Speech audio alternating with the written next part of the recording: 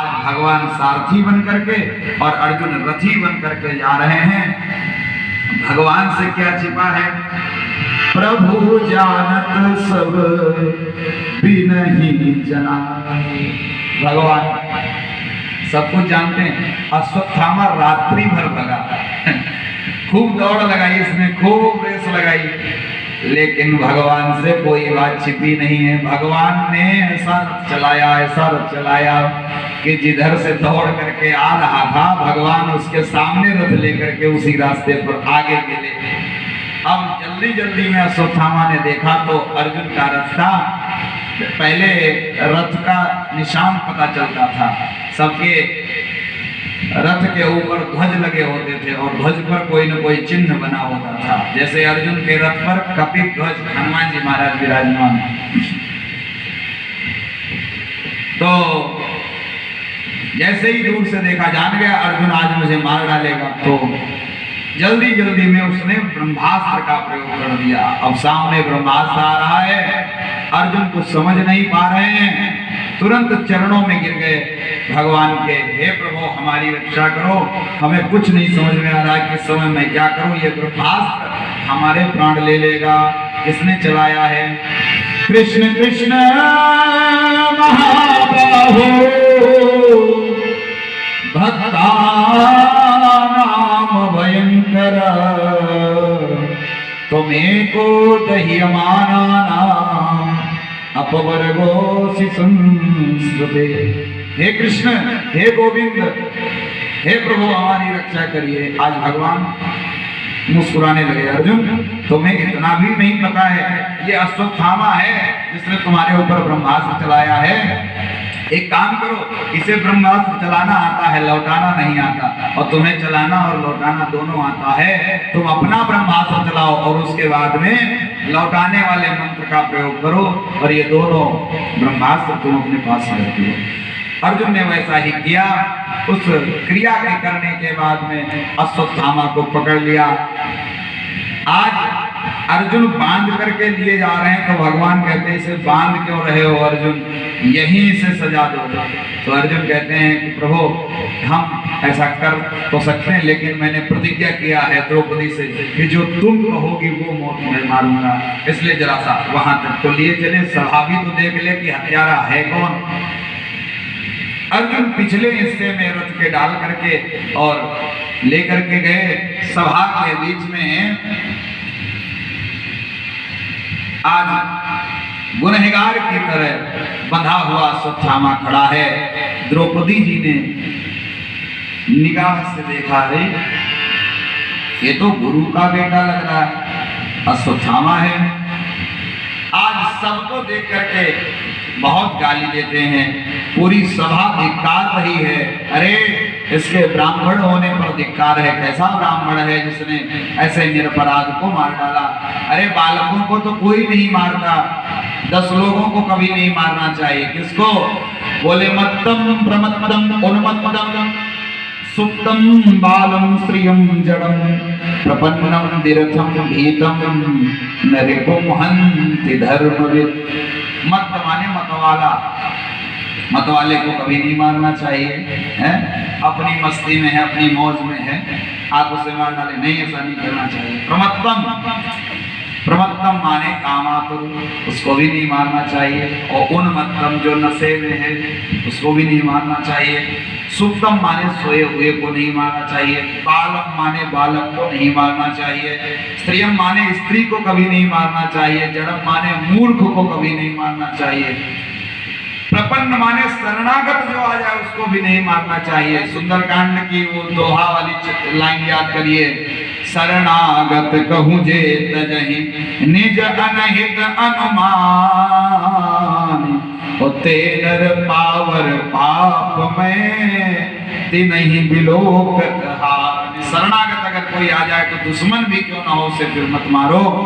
प्रपन्नम विरथम, तुम रथ पर हो और दूसरा बगैर रथ के है, बगैर साधन के है, बगैर अस्त्र शस्त्र के, तो भी मत मारो। भीतम, भीतम माने जो डरा हुआ है, अत्यंत जो डरा हुआ है उसको भी नहीं मारना चाहिए। न रिपुम हन्ति धर्मवेद, ऐसा शत्रु भी मारने योग्य नहीं होता। धर्मवेत्ता लोग ऐसे शत्रुओं को भी नहीं मारते, उन पर प्रहार नहीं करते। अरे ये अश्वत्थामा तो कितना बड़ा पापी है, इसने पहली बात तो बालकों को मारा है और दूसरी बात सोते हुए बालकों को मारा है। कितना बड़ा अपराध किया है, इसको तो मृत्युदंड ही मिलना चाहिए। हत्या के बदले हत्या ही कर दो तो ठीक है। सारी सभा चिल्ला रही, मार डालो, मार डालो। लेकिन द्रौपदी जी तुरंत दौड़ करके आई, अपने बेटों का शोक भूल गई और अश्वत्थामा के बंधन को छुड़ाने लगी और चिल्लाती हैं, अरे कोई हमारी बात सुन ले, कोई हमारी बात सुन ले। क्यों, क्या कहना चाहती हैं? सहनतस्य बंधनानेन सती मुच्यतामेष ब्राह्मणो नितराम गुरु। आज द्रौपदी मैया चिल्लाती है, अरे मुच्यताम में से कोई से छुड़ा दो, कोई से छोड़ दो।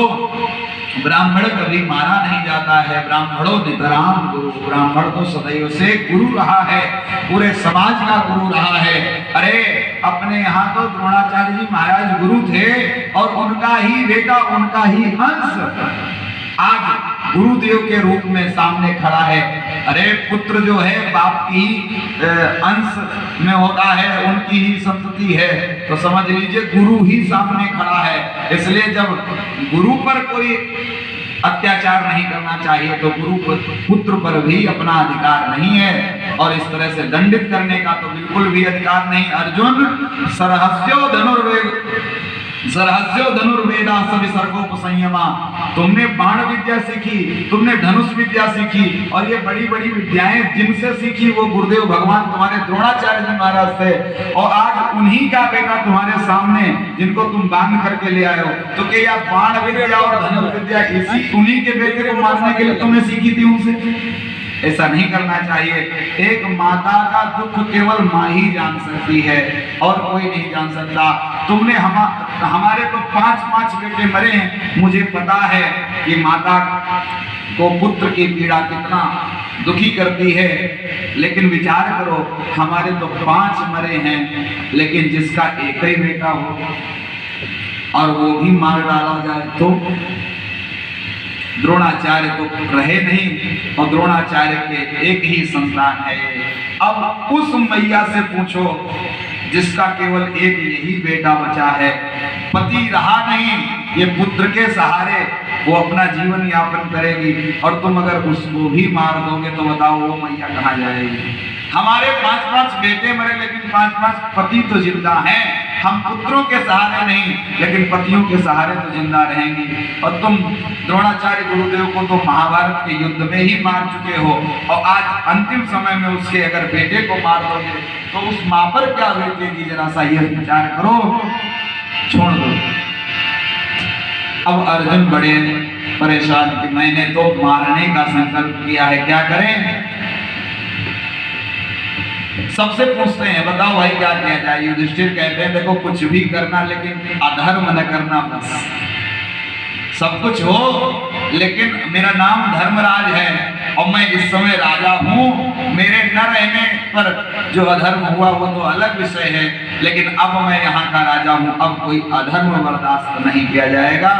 कोई अधर्म गलती से भी ना हो पाए, ये ध्यान रखना, जो उचित लगे वो करो। भीम से पूछा तो बोले भैया अर्जुन तुम अगर छोड़ दोगे तो हम मार डालेंगे, क्योंकि ऐसे पापी को तो मारना ही उचित है। नकुल सहदेव भी यही कहते हैं कि भीम भैया बिल्कुल सत्य कहते हैं, इसने हमारे बेटों को मारा है, तो मार डाल। लेकिन द्रौपदी जी कहती हैं छोड़ दो। वहीं पर भगवान खड़े, ना तो कोई भगवान से पूछ रहा ना भगवान बता रहे हैं। वही भगवान जो गीता का दिव्य उपदेश दिए हैं, आज अर्जुन चिंतित हैं और भगवान एक भी इशारा नहीं कर रहे कि ये काम करो, रास्ता नहीं दिखा रहे हैं। किसी ने भगवान से पूछा, भाई अर्जुन तुम्हारा चेला है, अर्जुन को तुमने इतने 18 लेसन याद कराए हैं गीता के, तो भाई शिष्य हुआ कि नहीं हुआ? तो जरा सा आज चिंतित है, आज वो रास्ता नहीं जान पा रहा है, तो जरा सा उसे कुछ कोई बढ़िया राह दिखा दो। भगवान ने कहा, हम नहीं दिखाने वाले। बोले काहे? बोले राय उसे दो जो मांगे, बगैर मांगे मशविरा दोगे तो बुद्धिहीन समझे जाओगे, और भले ही बड़ी मतलब की बात हो, लेकिन उस राय को फिर स्वीकार नहीं किया जाएगा।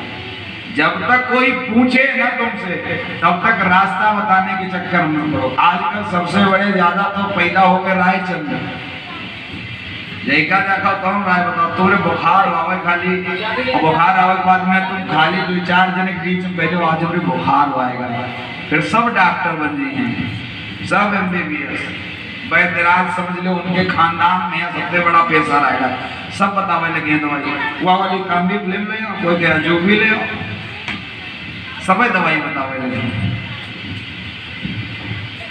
बेमतलब किसी को राय नहीं देना चाहिए। और बेमतलब राय देने से होता क्या है? बोले बेमतलब राय देने से दोनों ही बिगड़ते हैं, तुम्हारी राय भी बेकार हो जाएगी और जिसको राय दिया है वो भी कहीं ना कहीं फिसल जाएगा। एक बार की बात है, एक व्यक्ति ने मिठाई की दुकान खोली और मिठाई की दुकान खोलने के बाद में